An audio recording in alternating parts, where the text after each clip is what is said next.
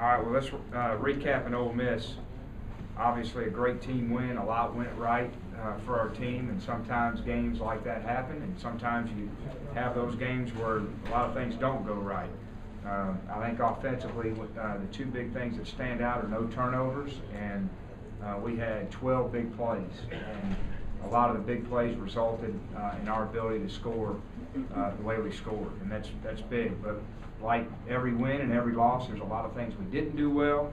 Our quarterback got hit a lot and got hit hard, and I think that affected him. And reasons varied on why he got hit. There wasn't one thing, but I think that affected his accuracy, and I think that affected his management a little bit. So we have to do a better job of protecting the quarterback. Defense, the flip side, was the +5 on turnovers. 5 takeaways is just phenomenal. I felt like we played a lot more aggressive. We played more confident defensively, but again, a lot to work on. Some of our run fits we're still having problems with, and that hurt us in the second quarter, and we're still not tackling in space the way we need to tackle to be a good football team. Special teams, our core units are really playing well on special teams, but our specialists are just not performing the way we need them to perform. We had a breakdown by the punter. Our kickoffs aren't going where we need them to go, and of course the punt return situation continues to be a problem that we got to try to fix. So like any game, a lot of good things. We obviously love the result. We love how it happened, but there's plenty to work on going into next week. The injuries, Gordon and Zach Rogers, we expect them to be fine. They're progressing from their concussions, you know, as long as they stay on that path, they should be okay. Jansen Jackson has an ankle, and he's progressing. We'll know more probably today and tomorrow on how quickly. But he's pretty tough and resilient, so we don't anticipate it being too bad. Zach Fulton should be back. I don't know if he's 100%. We probably won't know until tomorrow, but he wasn't ready to play on Saturday, and so hopefully he will this week. Vanderbilt, in a lot of ways similar to us. They've had a lot of injuries. They're young. They've had some tough games that didn't go their way very well, and then they've had some games where they played really well and didn't get the result. They beat Ole Miss like us. They played very well against Arkansas, a good football team, against USC, a good team who's going to the Dome. By the way, who was the one that challenged me? Who was that? Was that you, Chris? South Carolina. Can we send a memo to him that he can further change all my quotes back to the original? I've been waiting on that one. If y'all weren't at LSU, you wouldn't get it, so you had to be there. But this is their bowl game. We know that. We're trying to get our second win in the SEC. So there shouldn't be any reason to be thinking we're going to go in there and roll through it. They're very tough and physical, and they play with great scheme discipline and good fundamentals, and they run to the ball well. And I don't think they're going to give us opportunities to just chunk the ball around over their head like the other teams have. So this is going to be a good challenge to see how we respond to a big SEC win the way we had. And we need to keep building on the success we had, and I hope it will motivate us to work even harder so that we hit the field with the same kind of confidence we did last week. So I'll leave it to you guys. Derek, you touched on it briefly, but the punt return situation, Dooley looks to be a guy that's found some holes on kickoff return. Is there any way you look at him, or you just don't like him at that position? You know, he's not. They're two different animals: punt return and kick return. And some guys are really good at both.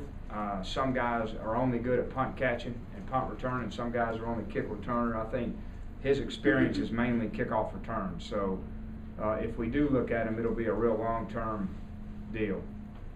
But, you know, we got about, I can't talk recruiting, but you know, there's about 4 or 5 guys So we got to figure out a way to get through these next couple of games. We've had 6 muffs, if you will, by 4 different returners. One was after a safety, but it was a punt. I promise you, I'm coaching it the same way I've been coaching it my whole career, and we're working them. I just, I'm not sure we have that au naturel, and that's what punt return is. So who do you look at this week? Yeah. Give me a day or two before I need to talk to the players. I mean, I have an idea, but I want to meet with them before I. Have you figured out the mystery to this thing? To the crazy deal? Mm-hmm. I never know if they tell me the truth. So they say they're just going crazy, out there. And I told them I do that in the office when I watch the film. And I see them line up wrong. And in October I spend a whole month doing this. So I may do it when they mess up, and they can do it when they do good, and we're even. So I don't know. I mean, if that brings them juice, then I'm all for it. I guess it's kind of like Nuke Lelouch when he was wearing the ladies' undergarment. Be careful. If he thinks that, thank you, John. Just referencing a movie, but if they think that's the reason they're playing good, then it is. And keep doing it, just don't get a penalty. Derek, when you look at the season as a whole, you're pretty much 50-50 run the pass. The last couple of weeks was you towards the pass. Is that your personnel, the opponent's personnel, a week-to-week deal? We really, during that open week, which was prior to Alabama,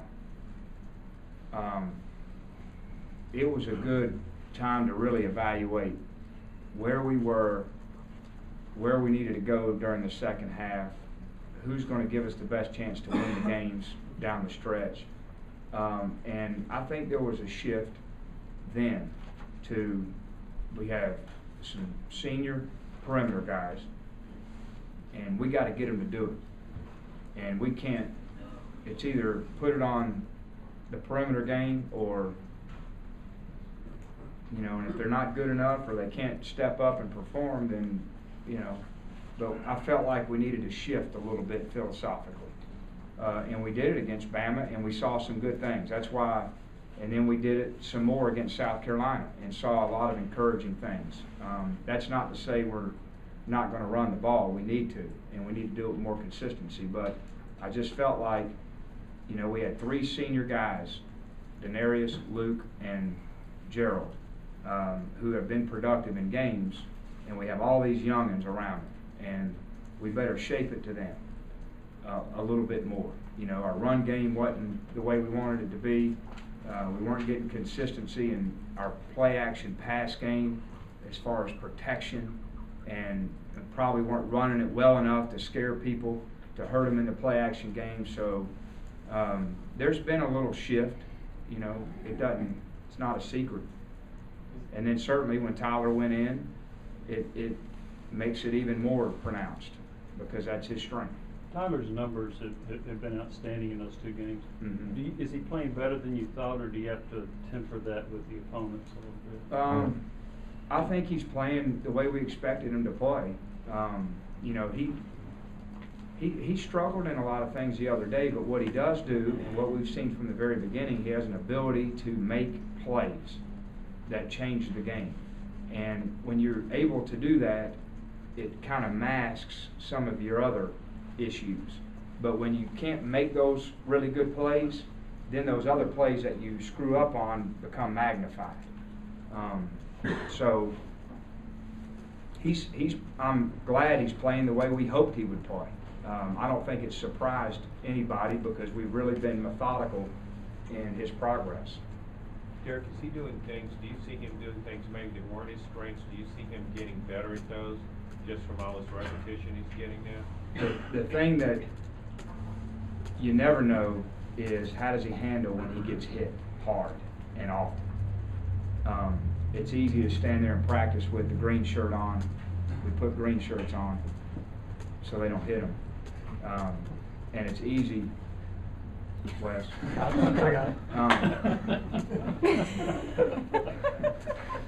It's easy then, but you never know, and it's easy when you go out there in a game and, you know, it's easy, you know, but you never know when he's getting banged around and they're disguising coverages, how's he gonna handle it? And I was really impressed. I didn't realize really in the game how hard the shots he took, and he took some. So from that standpoint, that's a good thing. He evades the rush probably a little better than you ever know in practice too. Those two things you really never get a beat on in practice. How can he handle the hits, and how can he evade the rush? And he's proven to do that in at least 2 games here, so hopefully he'll build on it. Is that avoiding the rush, is that sort of almost a gift? Yeah, I think it's instinctive. I do. I think, you know, some guys have that sixth sense back there where they kind of step up, move right, shuffle left. But what he also does, and this is a gift, is he can throw when he's not perfectly balanced and has room. You know, there was an interesting article, I think, in Sports Illustrated not long ago, and Holmgren did a study on how often a quarterback steps up with all his perfect mechanics and can throw it the way the quarterback coaches drill him forever, and it was about 20% of the time in the game. So 80% of the time you're throwing the ball in an unconventional way. And so that's all. And if you can't step here and then get rid of it and be accurate, you have a tough time because it's just so hard to protect. Derek used to